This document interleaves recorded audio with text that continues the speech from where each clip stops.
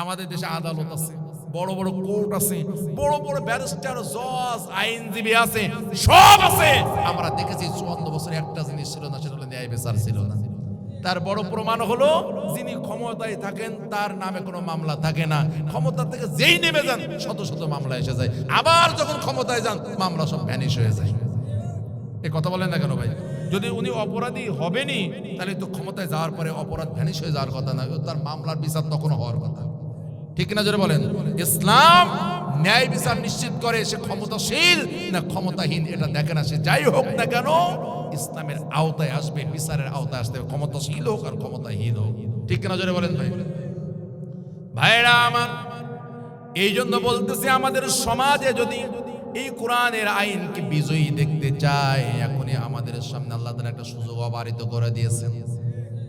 এই যে 5ই আগস্ট বলেন আর যে বলেন, এটা আমাদের যোগ্যতায় হয়নি, এটা আমাদের মালিক দয়া করে আমাদের সামনে এই নিয়ামত দান করেছেন। আমরা বিজয় লাভ করতে পারিনি, বিজয়ের একটা দরজা বা দ্বার উন্মোচিত হয়েছে আমাদের সামনে। এখন যদি আমরা এই যুবকদের রক্তের সাথে বেঈমানি করে বসি, তারা একটা ইনসাফের সমাজ, একটা ন্যায়ের সমাজ, একটা দুর্নীতি মুক্ত বাংলাদেশ গড়ার জন্য জীবন দিয়েছে, ঠিক কিনা বলেন? স্বৈরাচার এবং জুলুম মুক্ত একটি সমাজের জন্য তারা জীবনকে বিলিয়ে দিয়েছে। এর মাধ্যমে আল্লাহ তাআলা আমাদের সামনে একটা ন্যায়ের সমাজ গঠন করারও সুযোগ তৈরি করে দিয়েছেন। এই সুযোগ আসার পরও আমরা যদি ব্যর্থতা দেখাই, অলসতা দেখাই, গাফলতি করি, আমাদের গাফলতির কারণে যদি আল্লাহর কোরআনের বিধান, বিশ্বনবীর আদর্শ যদি এই 90% মুসলিম দেশে যদি বিজয়ী হতে না পারে, নিশ্চিতভাবে চিন্তা করে নেবেন, ভেবে রাখবেন, আল্লাহর দরবারে আমরা যে আসামি হয়ে গেছি, এ থেকে আমরা আর কেউ বাঁচতে পারবো না। চেষ্টা চালাতে হবে, জয় বিজয় পরাজয় এটা আমাদের হাতে নেই। আমরা যে আল্লাহর দরবারে বলতে পারি, আল্লাহ আমরা আপনার দ্বীনের জন্য চেষ্টা করেছিলাম। দাউদ আলাইহিস সালামের সময়ের ঘটনা কোরআনে আছে কয়েক জায়গায়। শনিবারে দাউদ আলাইহিস সালামের জাতির জন্য সমুদ্রের মাছ মারা নিষেধ ছিল, জানেন ঘটনা? এরপরে যখন এই মানুষগুলো নদীর উপকূলে, সমুদ্র উপকূলে বসবাস করত, তারা মৎস্যজীবী ছিল, মানে মাছ মারত আর বিক্রি করে জীবনযাপন করত। সপ্তাহের শুক্রবার থেকে শুরু করে বৃহস্পতিবার পর্যন্ত কোনো মাছ দেখা যায় না তেমন কিনারে, গভীর সমুদ্রে যেও মাছ পাওয়া যায় না। অথচ শনিবার হলেই দাউদ আলাইহিস সালামের কণ্ঠে জাবুর শোনার জন্য সব মাছগুলো কিনারায় চলে আসে। সুবহানাল্লাহ। ওরা সাইজে পড়ে দাউদ আলাইহিস সালামকে আবেদন করে বলতেছে, দাউদ আমাদের জন্য আপনি আল্লাহর একটা দিন চেয়ে নেন, যেই দিনে আমরা দুনিয়ার কোনো কাজকর্ম করবো না, শুধু আল্লাহর ইবাদত করবো, কোনো ইনকাম উপার্জন কিছু করবো, শুধু আল্লাহর ইবাদত করবো, আর বাকি 6 দিন উপার্জন করবো। এই চেয়ে নিয়েছিল। সেই দিনটা হলো কি বার? কথা বলে ইহুদিদের জন্য এটা কোন বার? শনিবার। আল্লাহ ওদের পরীক্ষা করতে চাইলেন যে ওরা কি আসলেই দুনিয়ার দিকে ঝুঁকে পড়ে নাকি আমার বিধান মানে। পরীক্ষা দিয়ে দিলেন, মাছগুলো সব সমুদ্রের কিনারে এসে গেল। ইহুদি জাতি তাদের তো বোঝেন, মাদের তো শুধু কুটিলতা বুদ্ধি। ওরা চিন্তা করলো যাই হবে, মাছ না মেরে এত মাছ দিকে ওরা স্থির থাকতে পারলো না। যারা মাছ ধরতে ভালোবাসে, যদি মাছ কিলবিল করো দাঁড়ায় থাকতে পারে উপরে, বলেন তো? একদম শীতের ভিতরে একদম কাঁচা মেরে নেমে গেছে বিলের ভিতরে, মাছ ধরা একটা নেশা। আর ওদের পেশাই হলো মাছ ধরা, ওইভাবে মাছ কিলবিল করলে ওদের তো আর স্থির থাকার কথা না, ঠিক না ভাই? এই ঘটনা বলার উদ্দেশ্য আছে একটা, সেটা হলো এই, ওই মাছগুলো ওরা শনিবারে কেউ লঙ্ঘন করে শনিবারে মারা শুরু করলো, আবার কেউ শনিবারে আটকে রেখে রবিবারে মারা শুরু করে দিল। এখন তো আল্লাহর গজবের জন্য তারা প্রস্তুত হয়ে গেছে। এই কাজ যখন হলো, দাউদ আলাইহিস সালামের জাতি 3টা ভাগে ভাগ হয়ে গিয়েছিল। কয়টা বলেন? এই আঙুলগুলো খুব খেয়াল করেন, না হলে বুঝতে পারবেন না। 1 নাম্বার ভাগ এইটা, এরা হলো মাছ সরাসরি মারা শুরু করে দিয়েছে, মানে আল্লাহর বিধান লঙ্ঘন করে শনিবারে মাছ ধরা শুরু করেছে। আর একটা দল, আমরা যাদেরকে আমাদের বাংলাদেশ সুশীল সমাজ বলি, ওরা হ্যাও না নাও না মাঝখানে বসে আছে। এক কথায় বলতে গেলে ধর্ম নিরপেক্ষ আছে না নাই? কথা বলেন এখন। এরা মাছ মারেও নাই, আবার নিষেধ করে নাই। আঙুল খেয়াল করতেছেন? এরা কারা? এরা মাছ সরাসরি মেরেছে, লঙ্ঘন করেছে আল্লাহর বিধান। এই মাঝখানের যে দল, এরা মাছ মারেও নাই, আবার বাধাও দেয় নাই। 3 নাম্বার, এরা তো মাছ মারেও নাই, আবার বাধা দিয়েছে। কয়টা দল পাওয়া গেল? আমাদের সমাজে 3টে দল আছে না নাই? কেউ খারাপ কাজ করতেছে আর কেউ ভালো কাজ করতে, এদের সংখ্যা কম। আর মাঝখানে সুশীল সমাজ, ওরা চোখ বুঝে থাকে, যা হয় হয়ে থাকে, আমার তো কিছু হচ্ছে না, এটা হলো ধর্মনিরপেক্ষ, মাঝখানে বসে আছে। বুঝতেছেন কথাগুলো? এরা কারা? মাছ ধরা পার্টি। এরা ধরেও নাই, বাধাও দেয় না, আর এরা বাধা দেয়া পার্টি। মাছ তো ধরেই না, বরং নিষেধ করেছে। বুঝতে পেরেছেন আপনারা? এই যে মানুষগুলো, এরা যদি এদের সাথে মিশে, যারা মাছ মারেনি ওদের সাথে মিশে যদি এদেরকে প্রতিরোধ করতে যদি করা যেত না, কথা কি বুঝেছেন? এরা না যে চুপচাপ আছে, এরা চলে গেছে এদের কাছে। কারা? যারা মাছ মারেনি। এই দল চলে গেছে এদের কাছে, বলতে ভাই তোমরাই তো এটা নবীর কাছে চেয়ে নিয়েছো, এই দিনটায় দিন তো দুনিয়ার কাজ করা যাবে না, কেন তোমরা মাছ মারতেছো? এইভাবে এরা এদেরকে যায় নিষেধ করতেছে। মাছ তো মারেই না, এরা আরো নিষেধ করতে বাধা দেয়। এরা তো সোনার বান্দা না, এরা তো এদের সাথে গ্যাঞ্জাম করবে, ঠিক না? হ্যাঁ বেটা, আমরা মাছ মারবো তো তোমার কি, যাও তোমরা বাড়ি যাও। এরকম ভাবে গ্যাঞ্জাম তৈরি হয়ে গেছে। এই যখন গ্যাঞ্জাম তৈরি হয়েছে দুই দলের ভিতরে, তখন এদের কি কাজ? এরা তো এই ন্যায়ের পক্ষে অবস্থান নিয়ে এদের বিরোধী করলে তো বন্ধ হয়ে যায় কাজটা। এই দল কি করলে? এদের কাছে না যে উল্টে এদের কাছে গেছে, যে বলতেছে ও ভাই তোমাদের কি হয়েছে, কেন ওদের সাথে খামোকা গ্যাঞ্জাম করতেছো, ফেতনা ছড়াচ্ছ কেন? আমাদের একদল আছে না, এই নতুন কথা বলা যাবে না, ফেতনা তৈরি হবে। সত্য হলেও বলা যাবে না, সঠিক হাদিস হলেও বলা যাবে না, কোরআনের বিধান হলেও বলা যাবে না, যা চলতেছে তো চলু, বাপ দাদা 14 গোষ্ঠীর আমলতে চলতেছে, কিছু বলা যাবে, ফেতনা তৈরি হবে। এরকম এক পার্টি আছে না? এরা যাই বলতেছে কি ফেতনা তৈরি করতে, ওরা যা করে করুক, চোখ বুঝে থাকুক। বুঝেছেন আপনারা? এরা এদেরকে বলতে কি ভাই তোমাদের কি হয়েছে, কেন তোমরা ওদেরকে নিষেধ করো? তোমরা করো না ভালো, তোমরা চুপ করে বসে থাকো। বাধা দেওয়ার তো দরকার কি? তখন এই মানুষগুলো যা বলেছিল ওইটাই বলার জন্য এত কথা আমি আপনাদের বললাম। এই যারা বাধা দিয়েছিল ওরা এদেরকে বলল ভাই আমরা এজন্য তাদের বাধা দিচ্ছি, আমরা আশা করি এর মাধ্যমে কিছু লোক ফিরে আসবে। সুবহানাল্লাহ। সবাই ফিরবে না, কিন্তু আমরা আশা করি এর ভিতরে কিছু লোক ফিরে আসবে। আমরা আশা করি, এই আশাই আমরা তাদেরকে দাওয়াত দিচ্ছি, নিষেধ করতেছি।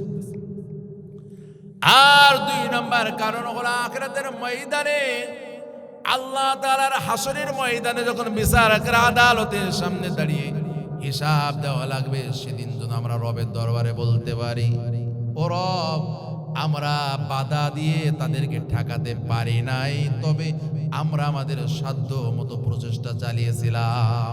নারে তাকবীর! এই কথাও আমাদের একই কথা। আমরা বাতিলের কাছে আমাদের আঘাত করে, মামলা দেয়, কত কষ্ট দেয়, এরপর আমরা তাদের কাছে ইসলামের দাওয়াতে বারবার যাচ্ছি। আমরা চিন্তা করছি এদের ভিতরে কেউ হয়তো ফিরে আসবে ইসলামের পথে। 2 নম্বর হলো এই, অন্তত আল্লাহর কাছে বলতে পারে আল্লাহ আমরা আমাদের সাধ্য মোতাবেক দিনে দাওয়াত দিয়েছি, রাতে দাওয়াত দিয়েছি, মাহফিল করে দাওয়াত দিয়েছি, তাফসীর শুনিয়ে দাওয়াত দিয়েছি, বিভিন্ন কায়দায় তাদের কাছে দাওয়াত পৌঁছেছি। আল্লাহ আমরা তো চেষ্টা করতে পারি, আমরা তো সিদ্ধান্ত গ্রহণ করতে পারি না। আপনি তো আপনার নবীকে বলেছেন যে আপনি কেবলমাত্র একজন উপদেশদাতা, তাই না? আপনি তো তাদের উপর দারোগা নন, জোর প্রয়োগকারী নন। সুতরাং আমরা তাদেরকে দাওয়াত দিয়েছি এই উদ্দেশ্যে যে আমরা চেষ্টা করেছি তাদেরকে ফিরিয়ে আনার জন্য। আমরা শুধুমাত্র ইসলাম এই বাংলাদেশে বিজয়ী করতেই হবে এটা মুসলমানদের দায়িত্ব না, চেষ্টা করাটা দায়িত্ব। আমি কি বোঝাতে পেরেছি? আখিরাতের ময়দানে আল্লাহ বলবেন না যে তুমি কেন ইসলাম বাংলাদেশে বিজয়ী করতে পারোনি, এই কথা প্রশ্ন করবেন না। প্রশ্ন করবেন তুমি এই বিজয়ের পক্ষে ছিলে না বিপক্ষে ছিলে। আমাদের কোন পক্ষে থাকা দরকার, বিজয়ের পক্ষে না বিপক্ষে? এই কথা বলে কোরআন বিজয়ের পক্ষে না বিপক্ষে? আমরা কে কে পক্ষে থাকতেছি আল্লাহকে হাত দেখিয়ে দিই। নারে তাকবীর! আল্লাহ কবুল করুন, বলুন আমিন। ভাইরা আমার, পৃথিবীর মানুষ সময় অনেক বেশি হয়ে গেছে আর আপনারা মানে বিরক্ত হয়ে গেছেন, তাই না? ভাইরা আমার, 2টা দল পৃথিবীতে, কয়টা? এখন আমাদের এখানে সিদ্ধান্ত নিতে হবে, দল তো 2টা, আমি আমাকে কোন দলে রাখবো।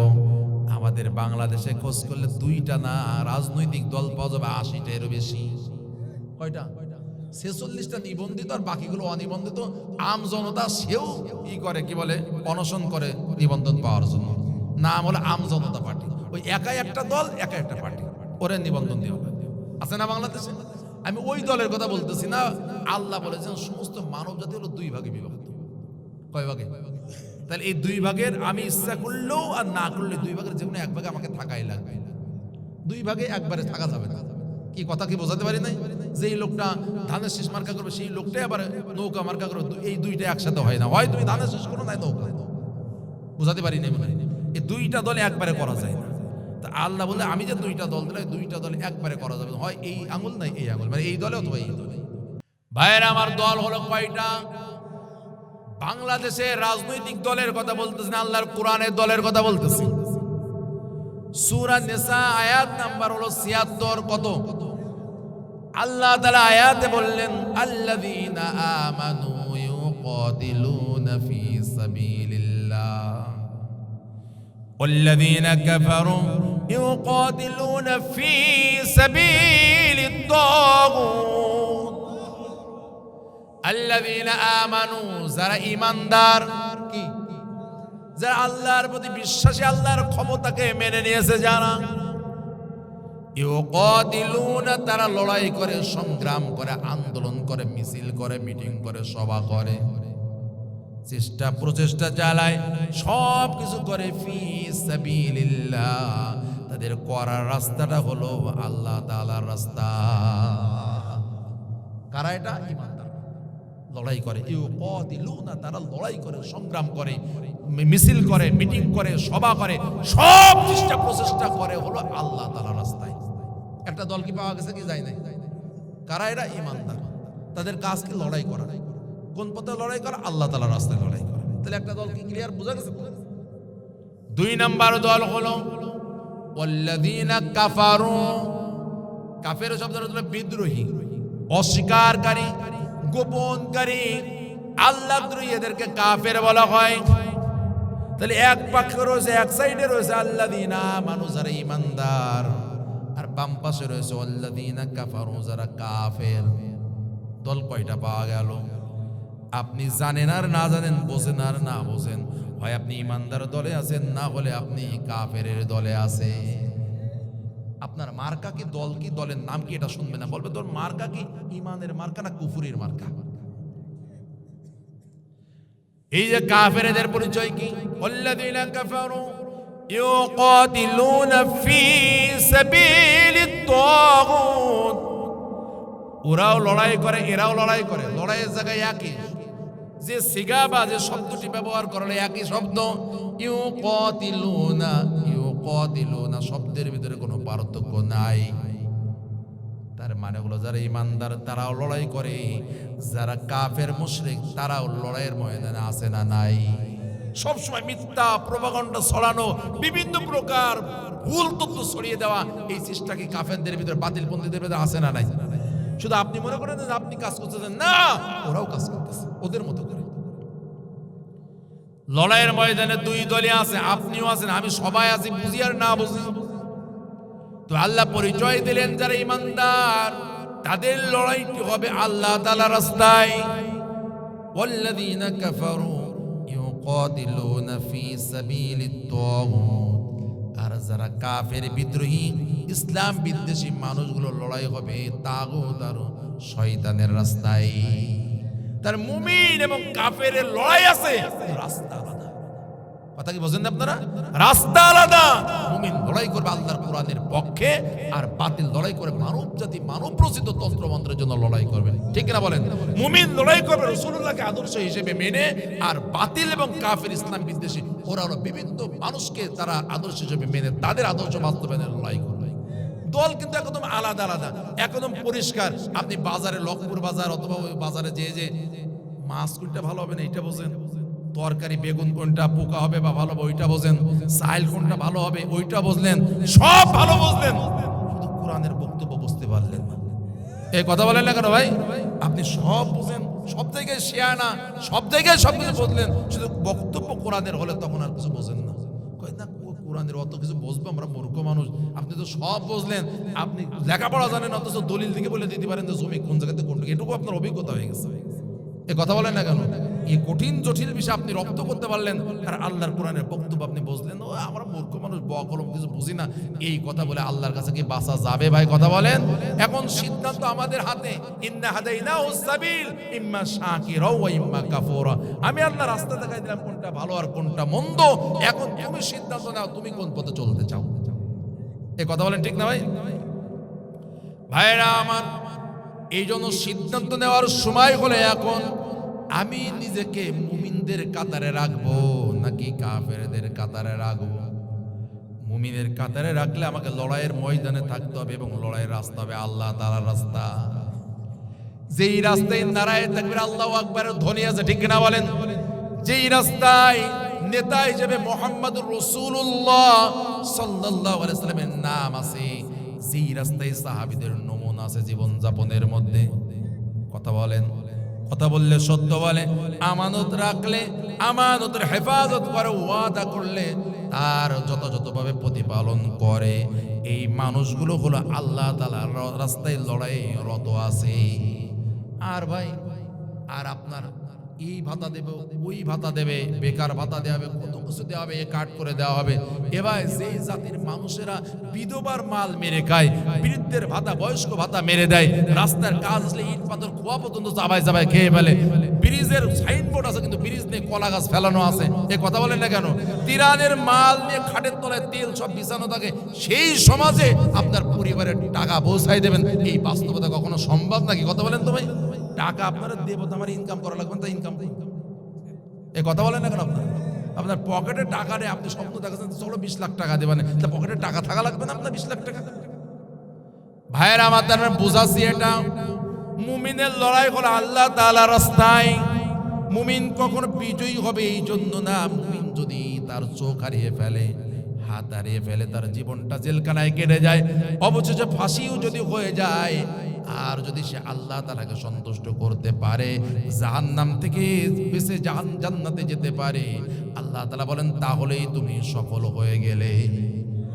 وَإِنَّمَا تُوَفَّوْنَ أُجُورَكُمْ يَوْمَ الْقِيَامَةِ فَمَنْ زُحْزِحَ عَنِ النَّارِ وَأُدْخِلَ الْجَنَّةَ فَقَدْ فَازَ। আখিরাতের চূড়ান্ত বিচার যখন হবে, ওই বিচারের ময়দানে যে জাহান্নাম থেকে বেঁচে গেল, সুবহানাল্লাহ বলেন, ওয়াদখিলাল জান্নাহ, জান্নাতে যাওয়ার সৌভাগ্য লাভ করলো, ফাকাদ ফাজ, ওই ব্যক্তি কেবলমাত্র সফল হয়ে যাবে। আমার 10 তলা বাড়ি আছে, 10টা, শুধু 10 তলা বাড়ি বাংলাদেশে না, কিছু কানাডায়ও আছে, কথা বলেন, বেগমপাড়ায়ও কিছু আছে, লন্ডনে 100টা বাড়ি আছে, এরকম আছে। আখিরাতের ময়দানে জাহান্নাম থেকে বাঁচা গেল না, জান্নাতে যাওয়া গেল না, এই সব থাকার পরও ওই ব্যক্তিটা ব্যর্থ হয়ে গেল। ওই ব্যক্তির পায়ে জুতা নাই, ভ্যান না চালালে তার পেটে খাবার যায় না, ওই ব্যক্তিটা আল্লাহর পথে চলার কারণে তাকে মামলা দেওয়া হলো, পিটায় হাত ভেঙে দেওয়া হলো, চোখ তুলে দেওয়া হলো, বাড়িতে ঘুমাতে পারলো না, মামলার ভয়ে বাড়িতে থাকতে পারলো না, এত এত কষ্ট ভোগ করলো। আর আখিরাতে যদি জাহান্নাম থেকে বেঁচে যায় আর জান্নাতে চলে যায়, ওই ব্যক্তি কিন্তু চূড়ান্তভাবে আল্লাহর দরবারে সফল হয়ে গেল। আমাদের দুনিয়াতে সফলতা লাভ করতে হবে বিষয়টা এরকম নয়, আমাদের টার্গেট হলো আমাদের চূড়ান্ত সফলতা, সেটা হলো জাহান্নাম থেকে বাঁচা আর জান্নাতে যাওয়া। আমি কি বোঝাতে পেরেছি আপনাদের কাছে? তাহলে আমাদের সবক হলো আল্লাহ তাআলা আমাদের সামনে যে অবারিত সুযোগ তৈরি করে দিলেন, আসলো, এই সুযোগ যেন আমরা আগামীতে কাজে লাগাতে পারি। মুমিন হয়ে আমি বাতিলের পক্ষে, বাতিলের তাগুতের পক্ষে থাকতে পারি না। তাহলে আমি যদি বাতিল এবং তাগুতের পথে থাকি, ভাই তাগুতের রাস্তার শুরুতে কি আছে? মুমিন না কাফের? ওয়াল্লাযিনা কাফারু ইউকাতিলুনা ফি সাবিলিত তাগুত, যে তাগুতের রাস্তায় চলে তার পরিচয় সে কাফের, বিদ্রোহী। আর যে আল্লাহর রাস্তায় লড়াই করে তার পরিচয় হলো মুমিন। তাহলে আমরা কি মুমিন হতে চাই না কাফের থাকতে চাই? এই সবাই বলেন কি মুমিন না কাফের? আমরা যদি মুমিন থাকতে চাই, মুমিন হতে চাই, মুমিন হিসেবে আল্লাহর কাছে পৌঁছাতে চাই, তাহলে আমাদের জীবনের প্রত্যেকটি মুহূর্ত লড়াই চলবে আল্লাহর দ্বীনের পথে, আল্লাহর দ্বীনের জন্য, রাসূলের আদর্শের জন্য লড়াই চলবে। কোন মানব রচিত তন্ত্র মন্ত্র, কার্ল মার্কস, লেনিন, এদের কোন তন্ত্র মন্ত্র আদর্শ বাস্তবায়নের জন্য মুমিনের সময় ব্যয় হতে পারে না। মুমিনের যতটুকু সময় আছে সে ব্যয় করবে আল্লাহর দ্বীনের রাস্তায়, ঠিক কিনা জোরে বলেন ভাই? এটা যদি ব্যর্থ হই, আগেই বললাম এই কোরআনের মামলায় পড়া লাগবে, আখিরাতের ময়দানে মামলায় পড়া লাগবে, রাসূলুল্লাহর মামলায় পড়া লাগবে। ভাইয়েরা আমার, এই জন্য যে কথাই আমি বলতে শুরুতে ফিরে আসি, যে আল্লাহ তাআলা যে আসমান এবং জমিনের ভিতরে আমাদেরকে চিন্তা করতে বললেন সৃষ্টি নেই কেন, যে এইগুলো নিয়ে যদি চিন্তা করো তাহলে আমি আল্লাহর ক্ষমতা কত বিশাল তা তোমরা বুঝতে পারবে। সুবহানাল্লাহ। ভাইয়েরা আমার, এই যে পৃথিবী বিশাল, ওজন এবং আয়তনালা পৃথিবী, এটা কিন্তু স্থির নয়। বিজ্ঞান বলতেছে সেকেন্ডে 28.9 মানে প্রায় 29 কিলোমিটার বেগে 1 সেকেন্ডে ঘুরতেছে, এটা তার কক্ষপথে। সুবহানাল্লাহ। আমরা তো বসে আছি স্থির পৃথিবী, পৃথিবী স্থির নেই, কেন আল্লাহ তাআলা সে কথা সূরা ইয়াসিনের ভিতরে বলে দিয়েছেন, ওয়া কুল্লুম ফি ফালাকি ইয়াসবাহুন, আসমানের সমস্ত নক্ষত্র, গ্রহ, তারা সব কিছু হলো তাদের নিজ নিজ কক্ষপথে ঘুরতেছে। সুবহানাল্লাহ। বিজ্ঞানের তথ্য এটা বদলায়, কিন্তু কোরআনের তথ্য কখনো বদলায় না। এই সৌরজগৎ সম্পর্কে বিজ্ঞান প্রথম বলল যে এই মানে পৃথিবী স্থির আছে, সূর্য চতুর্দিকে ঘুরতেছে, এটা প্রথম আলোচনা বা বক্তব্য। এরপরে ওর পরে এসে আবার আরেক বিজ্ঞানী আবিষ্কার করলো, বলেন না, পৃথিবী তার মানে সূর্য তার জায়গা আছে, পৃথিবী চতুর্দিকে ঘুরতেছে। দুটোর কোনোটাই টিকলো না। অবশেষে বললো যে না, সূর্যও ঘুরতেছে, পৃথিবীও ঘুরতেছে। সূর্যকে কেন্দ্র করে পৃথিবী ঘুরতেছে, আর পৃথিবী তার নিজের অক্ষের উপর ঘুরতেছে। আবার সূর্য স্থির নেই, সূর্য তার কক্ষপথে চলতেছে। সুবহানাল্লাহ বলা যাবে না? তাহলে এই তথ্য তো আল্লাহ 1500 বছর আগেই দিয়ে দিয়েছে। অকুল্লুম ফি ফালাকি ইয়াসবাহুন, কোনোটাই থেমে নেই, প্রত্যেকেই তাদের নিজ নিজ কক্ষপথে ভাসমান অবস্থায় আছে। সুবহানাল্লাহ বলেন। তাহলে ভাইরা আমার, বিজ্ঞানের তথ্য তখনই নিশ্চিত এবং চূড়ান্ত হয়ে যাবে যখন সেটা কোরআনের সাথে মিলে যাবে। যতদিন কোরআনের তথ্যের সাথে মিলবে না, ততদিন পাল্টাতেই থাকবে, যতক্ষণ না কোরআনের তথ্যের সাথে মিলে যায়। আমি কি বোঝাতে পারলাম আপনাদেরকে? তাহলে আমরা যে পৃথিবীতে আছি, এই পৃথিবীটা সেকেন্ডে মানে 1 সেকেন্ডে 29 কিলোমিটার পথ চলে যাচ্ছে, এত গতিতে ঘুরতেছে। আল্লাহ তাআলা যদি 1 সেকেন্ডের জন্য পৃথিবীকে স্টপ করে দেয়, কি করে দেয়? আপনি যাচ্ছেন 80 বা 100 কিলোমিটার বেগে বাসে চলতেছে, হঠাৎ কড়া ব্রেক করবে ড্রাইভার, তখন আপনি চুপচাপ চেয়ারে বসে থাকেন, তাই না? কি ধাক্কা মানে কিছু, কড়া ব্রেক সুইটে দেখা গেলো ড্রাইভার গাড় পড়ে যে পড়ছে, এই না কথা বলুন? তাই পৃথিবী যদি 1 সেকেন্ডের জন্য ব্রেক করে, আল্লাহর সিংহায় ফুক দিয়ে আর কিয়ামত ঘটানো লাগবে না, সব এই পৃথিবী নামক এই গ্রহ থেকে ছুটে পড়ে যাবে পৃথিবী থেকে, শুধু 1 সেকেন্ডের জন্য ব্রেক করে। আমি কি বোঝাতে পেরেছি আপনাদেরকে ভাই? এই পৃথিবীর গর্ভের ভিতরে যে অগ্নিপিণ্ড আছে, এই যে ইথিওপিয়াতে একটা আপনার বর্তমান আগ্নেয়গিরি থেকে লাভা বের হচ্ছে, 1200 বছর পরে নাকি ওখান থেকে লাভা বের হচ্ছে, বিশাল আকারে লাভা, সমুদ্রের ভিতর থেকে অগ্নিগিরি বের হচ্ছে। আমি তো চিন্তা করি জাহান্নামটা আলাদা জায়গায় তৈরি করা লাগবে না, জাহান্নাম তো দুনিয়ার ভিতরে আল্লাহ রেখে দিতে পারেন। এই কথা বলেন না কেন ভাই? তাহলে আমাদেরকে শেষ করে দেওয়ার জন্য, ধ্বংস করে দেওয়ার জন্য বিশাল আয়োজন করে সিংহায় ফুক দিয়ে ধ্বংস না করলে আল্লাহ তাআলা চলবে? কারণ এই পৃথিবীর সমুদ্রের, নদী, সাগরের পানিগুলো তো আল্লাহ তাআলা যদি আলাদা করে ফেলেন, অক্সিজেন আর হাইড্রোজেনকে আলাদা করে ফেলেন, তখন এগুলোতে আগুন জ্বলা শুরু হয়ে যাবে। ওয়াজুমিয়া শামসু ওয়াল কমার, যেই সূর্য চন্দ্র এখনো অপরকে ধরতে পারে না, কেউ কারো কক্ষপথে চলে না, আল্লাহ সূরা কিয়ামার ভিতরে ওয়াজুমিয়া শামসু ওয়াল কমার, সূর্য এবং চন্দ্রকে একদম মিলায় খামির করে ফেলা হবে সেদিন আখিরাতের ময়দানে। কি কথাকে বোঝা যাচ্ছে না ভাই? সুতরাং আল্লাহ এত বিশাল তার সৃষ্টি সম্পর্কে এত পরিচ্ছন্ন এবং শৃঙ্খলিত আইন কানুন আল্লাহ তৈরি করে দিলেন, এত কিছু যে আল্লাহর বিধান মোতাবেক চলতেছে, আমাদেরকে স্বাধীনতা দেওয়া হয়েছে, আমরাই কেবল আল্লাহর বিধানের বিরোধিতা করে যাচ্ছি। ঠিক না কথা বলেন ভাই? এত বিশাল বিশাল শক্তি, সৃষ্টি জগৎ সব আল্লাহর বিধান এবং আল্লাহ দেয়া তৈরি করে দেওয়া নীতিমালা অনুযায়ী চলতেছে। একদিনের জন্য যদি সূর্য নিচে নেমে আসতো, অথবা তার জায়গা থেকে একটু সরে উপরে চলে যেত, তাহলে নিচে নেমে আসলে সব মরুভূমি হয়ে যেত, মরুদের ভিতরে আর একটু উপরে চলে গেলে একদম বরফ হয়ে যেত অ্যান্টার্কটিকা মহাদেশের মধ্যে। সে তো তার কক্ষপথে চলতেছে। সমস্যাটা শুধু হলো এই মানব এবং জিন জাতি নিয়ে। এই যে আল্লাহ তাআলা সূরা আর-রহমানের ভিতরে বারবার জিজ্ঞাসা করেছেন, ফাবিআইয়ি আলাই রাব্বিকুমা তুকাজ্জিবান, 31 বার আল্লাহ বলেছেন, হে মানব এবং দানব, হে মানুষ এবং জিন জাতি, তোমরা বলো আল্লাহ তাআলার কোন কোন নিয়ামতকে তোমরা অস্বীকার করতে পারবে? সুবহানাল্লাহ। অস্বীকার করার কোনো সুযোগ আছে ভাই? তাহলে আল্লাহ তাআলা যে আমাদেরকে মুক্ত করেছেন, জালেম থেকে মুক্ত করেছেন, এই যে একটু স্বাধীনভাবে নিঃশ্বাস নেওয়া যাচ্ছে, এখন আপনি বাড়িতে, আপনার বাড়িতে ঘুমাতে পারেন, অন্তত এতটুকু তো স্বাধীনতা পেয়েছেন, তাই না? এই যে নিয়ামত আল্লাহ দিলেন, এই নিয়ামত যদি আমরা ব্যবহার করতে না পারি, তাহলে কি মামলায় কি পড়া লাগবে কি লাগবে না? তাই আসুন আমরা যদি মামলায় পড়ে না যাই, রাত যেহেতু গভীর হয়ে গেছে, গভীর না হলেও ঠান্ডা খুব প্রচন্ড পড়তেছে, আমাদের আজকের যে বক্তব্য থেকে আমরা আল্লাহ তাআলা রাজাকে, একমাত্র রাজাকে, কুলিল্লাহুম্মা মালিকাল মুলক, হে রাসূল আপনি ঘোষণা করুন যে এই সমস্ত রাজত্বের মালিক হে আল্লাহ আপনি। সুবহানাল্লাহ, আপনিই হলেন মালিক। সুতরাং এই যে মালিক আমাদের রব, হ্যাঁ, তুতিল মুলকা মান তাশা ওয়া তানজিউল মুলকা মিম্মান তাশা, তিনি যাকে ইচ্ছা তাকে ক্ষমতা দিয়ে দেন, যাকে ইচ্ছা তার কাছে ক্ষমতা ছিনিয়ে নেন। ওয়া তুইজ্জু মান তাশা ওয়া তুযিল্লু মান তাশা, তিনি যাকে ইচ্ছা সম্মান দান করেন, যাকে ইচ্ছা বেইজ্জতি করেন। আল্লাহ আমাদেরকে এই কোরআনের আয়াত করে দেখাইছেন না, বাস্তবায়ন করে দেখাইছেন না ভাই? দেখাইছেন এভাবে যে একটা মানুষ, সাধারণ একজন মানুষ, এই শরীফ উসমান হাদি, তাকে কে চিনতো ভাই? এই যে 12 তারিখের আগে গুলি করা হলো, এর আগে কে চিনতো? খুব বেশি মানুষ চিনতো না, কিন্তু যারা উচ্চ পর্যায়ে মানুষ বা যারা উচ্চ পর্যায়ে রাজনীতি করে, ঢাকা কেন্দ্রিক বসবাস করে, তারা কিছু মানুষ চিনতো। কিন্তু সারা বাংলাদেশ কেন, এখন তো শুধু বাংলাদেশের মানুষ না, গোটা পৃথিবীর মানুষ তাকে চেনে। এ কথা বলেন। তার মানে কেউ মারা গেলেই বেইজ্জতি হয় না, আল্লাহ মৃত্যুর মাধ্যমে তাকে সম্মানের সর্বোচ্চ শিখরে নিয়ে যেতে পারে। কাকে জেলখানায় আটকে রাখলেই সে অসম্মানিত হয় না, ওই জেলখানাটা সম্মানের বড় স্থান হয়ে যেতে পারে। আবার কেউ বিশাল সিংহাসনে বসে থাকলে ইজ্জত পায় না, তার জুতো মেরে সেখান থেকে আল্লাহ নামাতে পারে, এই ক্ষমতা আল্লাহ তাআলার আছে। এই চূড়ান্ত শিক্ষা তো আমরা দেখেছি। আমাদের সবচেয়ে বড় সমস্যাটা হলো এই যে আমরা আল্লাহ তাআলার এই নিদর্শনগুলো দেখেও শিক্ষা গ্রহণ করি না। জালেমদের কি পরিণতি, এগুলো চূড়ান্তভাবে দেখার পর, আমি শেষ করে দিচ্ছি, আপনারা বিরক্ত হবেন না। হ্যাঁ, আমরা জালেমদের পরিণতি দেখার পরও আমাদের সমাজে এরকম অনেক মানুষ রয়েছে যারা এখনো পর্যন্ত জালেমদের পরিণতি দেখেও সাবধান হচ্ছে না। কি আছে না নাই? কথা বলেন তো ভাই। আল্লাহ তাআলা কোরআনুল কারীমের মধ্যে তাদের ব্যাপারে জানিয়েছেন, ও নবী, এই মানুষগুলো যদি তাদের সামনে যে আমার ফেরেশতারা তাদের সাথে কথা বলে, সাক্ষাৎ করে, আর মৃত মানুষগুলো যদি তাদের সাথে কথা বলা শুরু করে দেয়, আর সমস্ত আজব জিনিস যদি তাদের সামনে হাজির করাও হয়, এর এত নিদর্শন দেখার পরও তারা আপনার কথা মেনে নেবে না। ভয়ানক পরিণতি দেখার পরেও এই পরবর্তী সময়ে জালিমদের কিছু উৎপন্ন হচ্ছে না ভাই? কথা বলেন তো।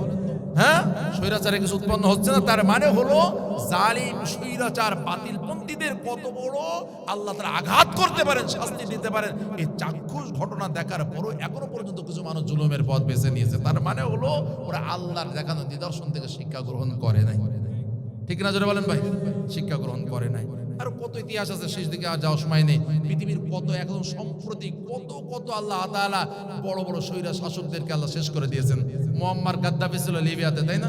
হোসনে মোবারক ছিল মিশরে, ছিল না? আপনারা শুনেছেন তাই নামগুলো? আর অনেক বড় বড় এরকম শাসক ছিল স্বৈরাচার, আল্লাহ সব পতন তো আমাদের চোখের সামনে ঘটিয়েছে। এ তো আমাদের সামনে চাক্ষুষ ঘটনা। হ্যাঁ, বাশার আল আসাদ সিরিয়ার প্রেসিডেন্ট, একটানা 24 বছর, আর তার বাপ ছিল একটানা 29 বছর, হাফিজ আল আসাদ। 71 সাল থেকে 2000 পর্যন্ত ছিল বাপ হাফিজ আল আসাদ, আর 2000 থেকে 2024 পর্যন্ত ছিল বাশার আল আসাদ তার ছেলে।